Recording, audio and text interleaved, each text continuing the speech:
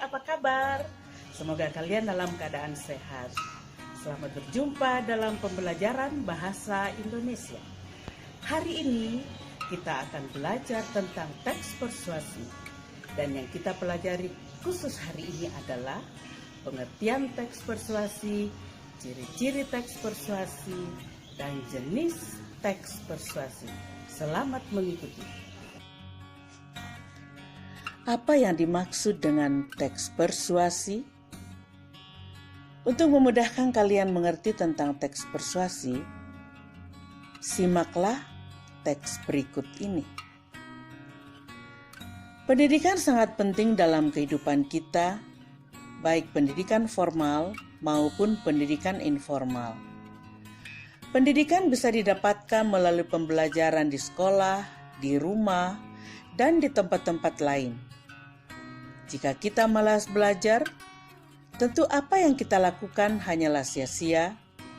Akibatnya, kita tidak bisa menggapai cita-cita. Oleh karena itu, marilah belajar dengan giat dan sungguh-sungguh agar kita dapat meraih cita-cita. Teks tersebut menyampaikan ajakan kepada pembaca dan ditujukan kepada pelajar. Teks tersebut digolongkan ke dalam teks persuasi. Adapun kalimat ajakan dalam teks tersebut adalah, marilah belajar dengan giat dan sungguh-sungguh agar kita dapat meraih cita-cita. Ditandai dengan kata ajakan marilah.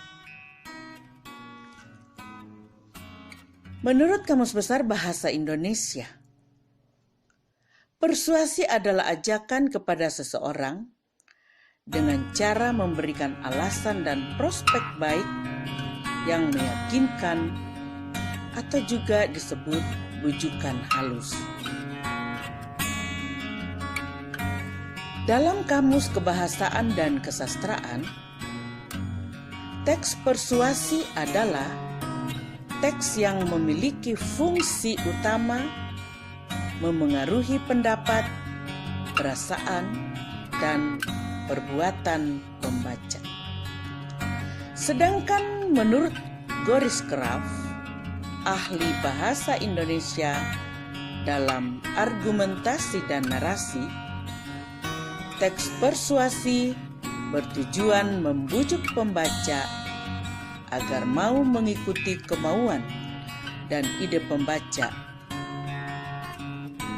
disertai alasan bukti dan contoh konkret. Berdasarkan pengertian teks persuasi tersebut, kita dapat mengetahui ciri-ciri teks persuasi.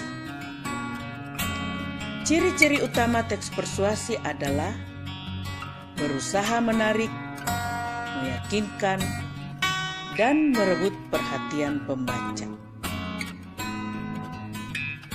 Untuk jelasnya, ciri-ciri teks persuasi adalah 1. Penulis memahami bahwa pendirian dan pemahaman pembaca dapat diubah. 2. Penulis berusaha menjelaskan dan menarik kepercayaan pembaca. 3. Penulis berusaha menciptakan kesepakatan atau penyesuaian melalui kepercayaan penulis dengan pembaca. 4. Penulis berusaha menghindari konflik agar kepercayaan tidak hilang dan supaya kesepakatan pendapat tercapai. 5. Penulis menyampaikan imbauan atau ajakan. 6. Penulis berusaha memengaruhi pembaca. Dan 7. Menyertakan data dan fakta dalam teks persuasi. Dari ciri-ciri teks persuasi tersebut, dapat disimpulkan bahwa dalam sebuah teks persuasi harus ada pengaruh, kepercayaan, kesepakatan, pembenaran, dan fakta. Ciri-ciri teks tersebut saling berkaitan. jika salah satu ciri teks hilang, karangan tersebut tidak akan menjadi sebuah teks persuasi. Dan yang ketiga adalah jenis-jenis teks persuasi. Teks persuasi dapat digolongkan dalam beberapa jenis sebagai berikut. 1. Persuasi politik. 2. Persuasi pendidikan. 3. Persuasi iklan. Dan 4. Persuasi propaganda. Persuasi politik biasanya dipakai dalam bidang politik oleh orang-orang yang berkecimpung dalam bidang politik dan kenegaraan. Persuasi pendidikan dipakai oleh orang-orang yang berkecimpung dalam bidang pendidikan dan digunakan untuk mencapai tujuan-tujuan pendidikan.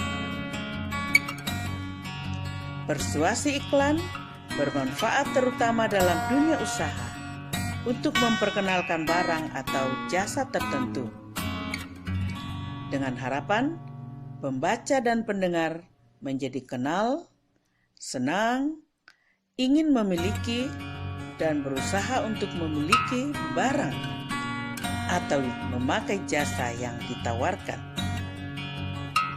Sedangkan persuasi propaganda bertujuan menyampaikan informasi yang diharapkan dapat menyadarkan pembaca atau pendengar untuk berbuat sesuatu. Persuasi propaganda sering dipakai dalam kegiatan kampanye yang diharapkan bahwa pendengar atau pembaca menuruti isi ajakan kampanye tersebut. Demikian pembelajaran kita hari ini tentang teks persuasi. Semoga pembelajaran hari ini bermanfaat untuk kalian. Sampai jumpa dalam pembelajaran selanjutnya. Salam.